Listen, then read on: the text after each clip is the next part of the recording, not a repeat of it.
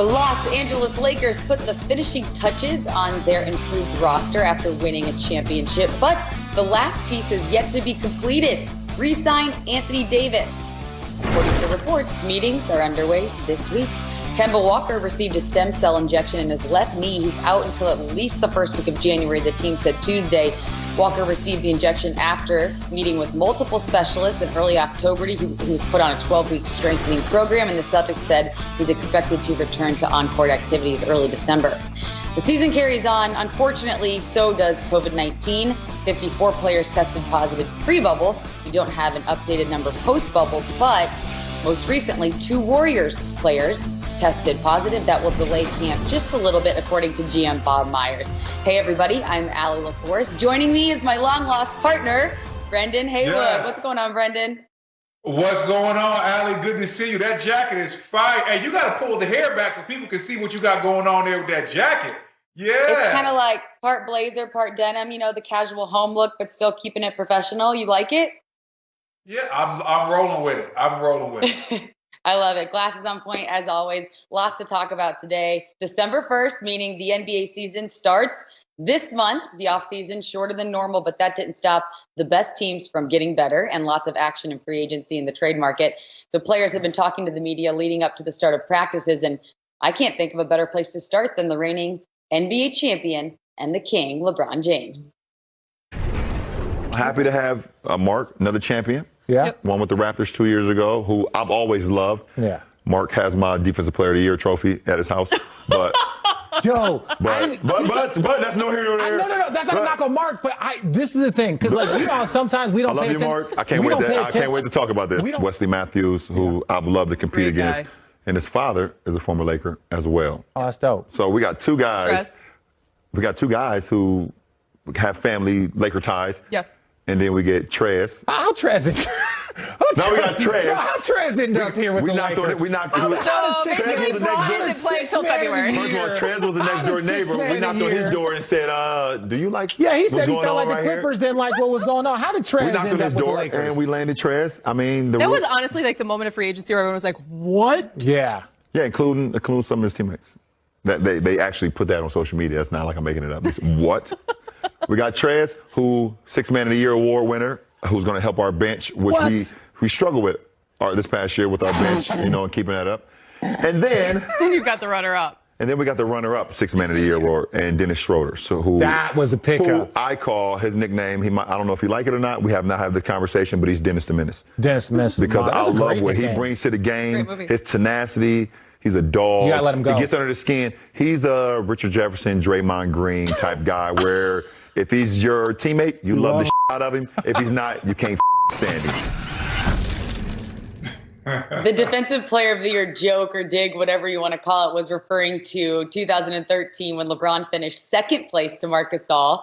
And, of course, he went on to win NBA MVP and Finals MVP that year. So I don't think it was as important then as it is maybe now looking back. But was that not the look of winning, of relaxation and pure confidence we saw from LeBron James right there?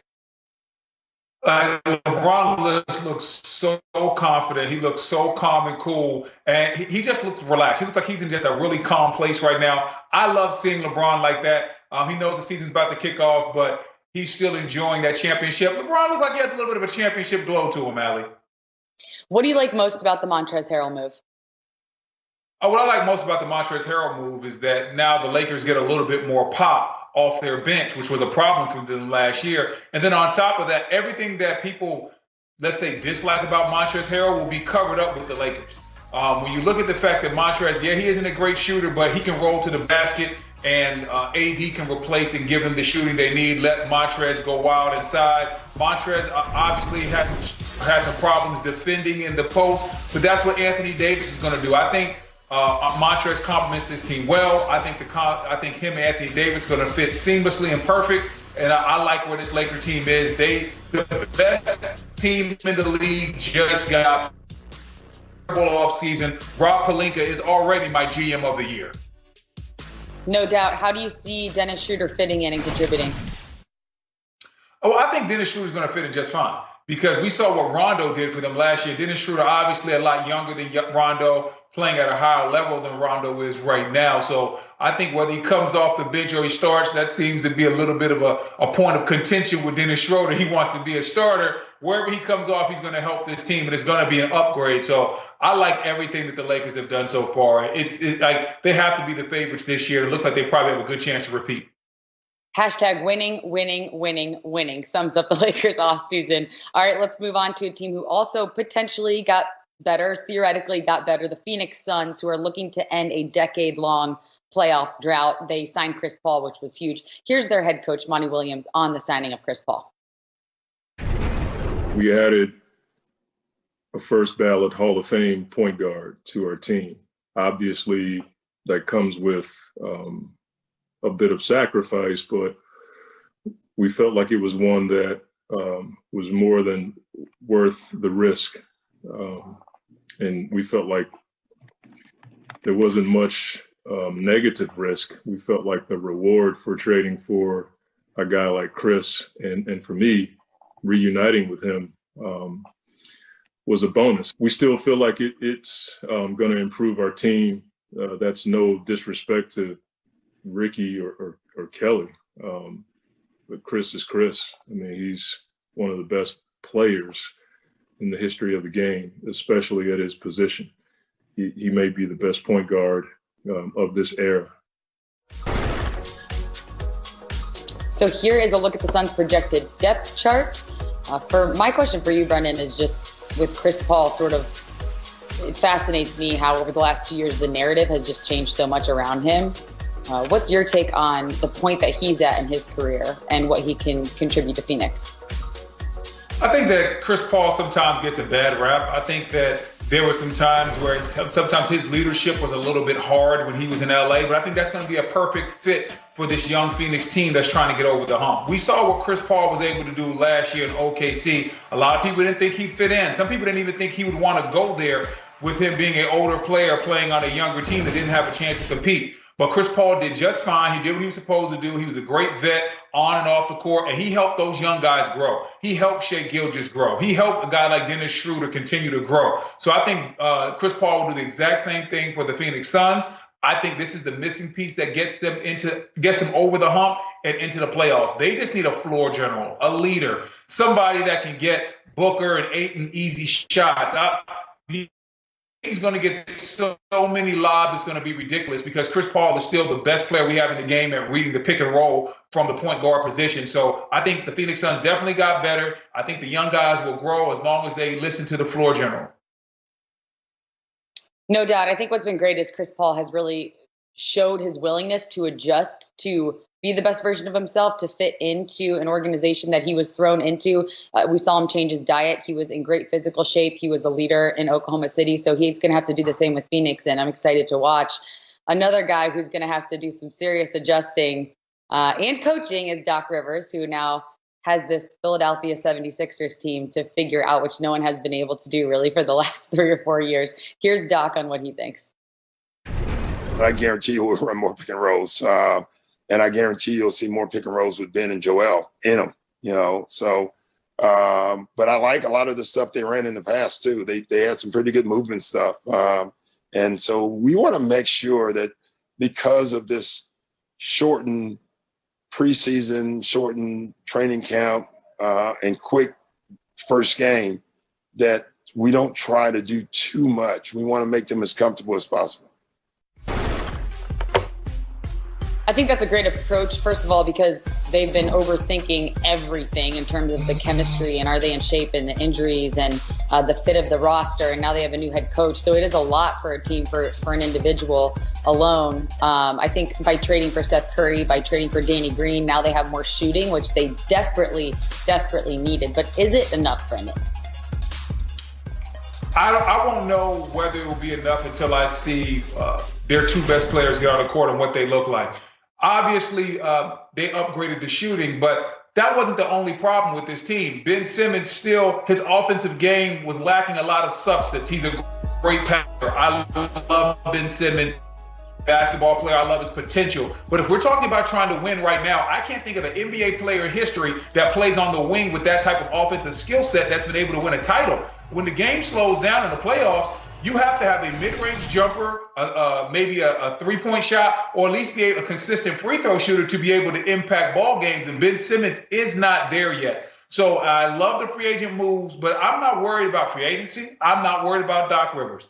I'm worried about Ben Simmons, and I'm worried about Joel Embiid. Your best two players will set the tempo. They will set the culture. Last year, that culture wasn't great. I think Joel needs to be in a little bit better shape. Ben Simmons has to address the offense. When those two things happen, the Clippers will be ready to contend. Until then, they might be pretenders.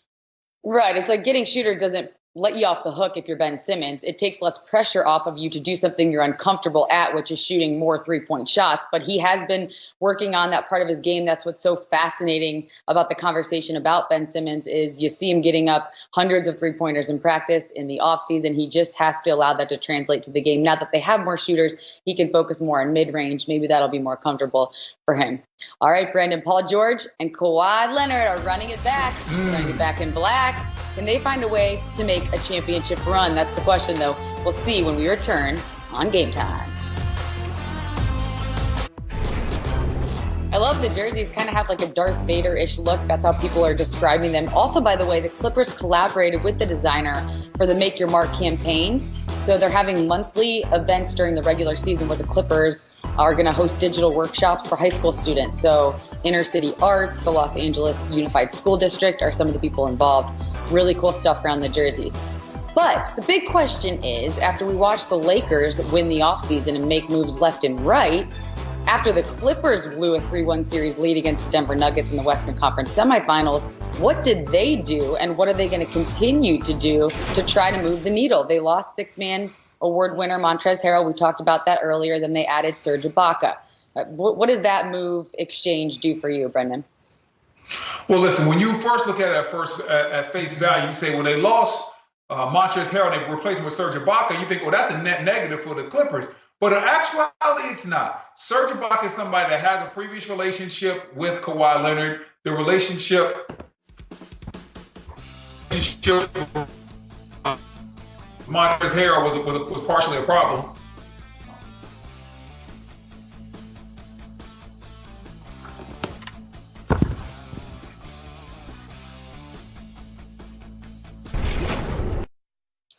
Looks like we lost Brendan's audio as we try to get him back and connected. I think, one of the things that's really great is the fact that Coach Ty Lue really knows that talent won't take you to a championship alone. And now that we have Brendan back, I'd love to hear your thoughts on how significant having a head coach like Ty Lue can be. He was with the program before, so he's seen what it takes, but also being with LeBron in Cleveland, not having a ton of elite athletes, but knowing what it takes to use the talent you do have and make a championship team and make a championship run.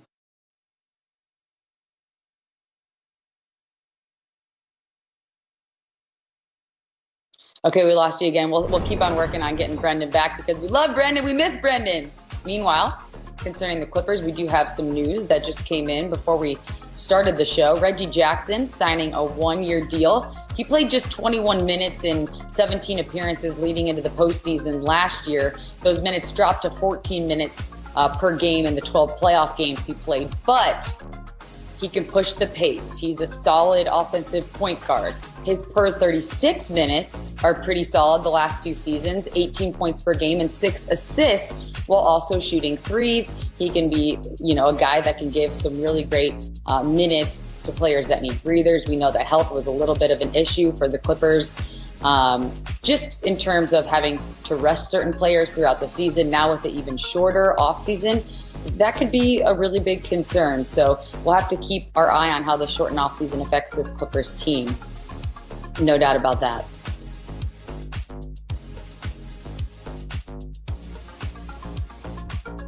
Make sure you get all his hair in the shot. I know, that's a lot of hair. I like it. Oh. Ready when you are. I'm ready. My hair's not ready. Hey, Doc. Nice to see you again.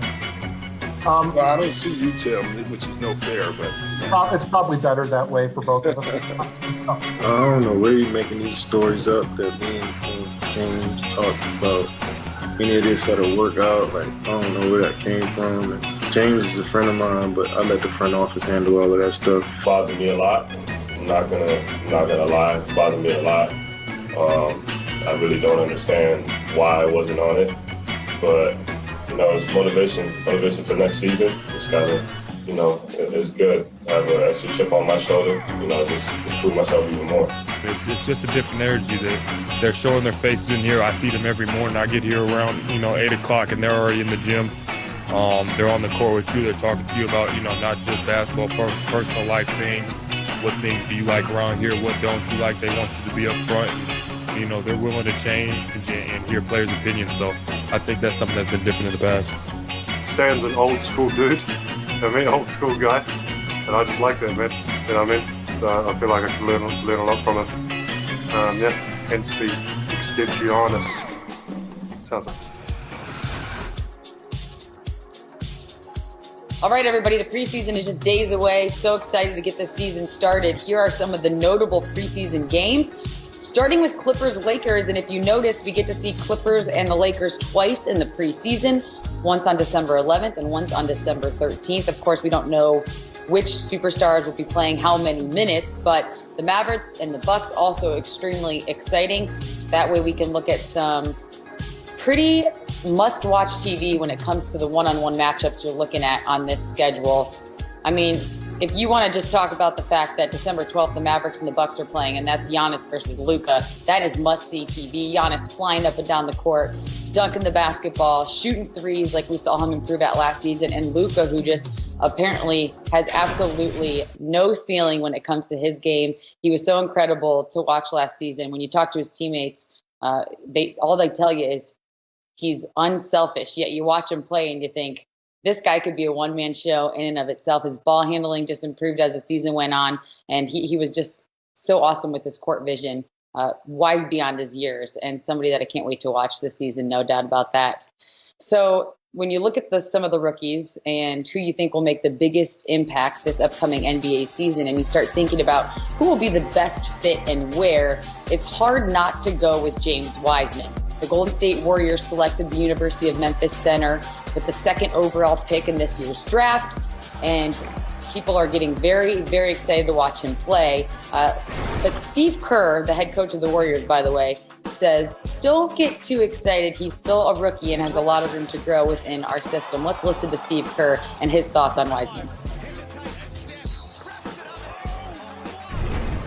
When he's on the court with those guys, he's got to learn the spacing. He's got to learn to get to that dunker spot and be on the backside of and understand his role in those circumstances. And then at the other end of the floor, Draymond is going to be anchoring the defense, and he's got to be Draymond's partner ultimately. Looney learned over his first couple of years, he learned the ropes at the 5.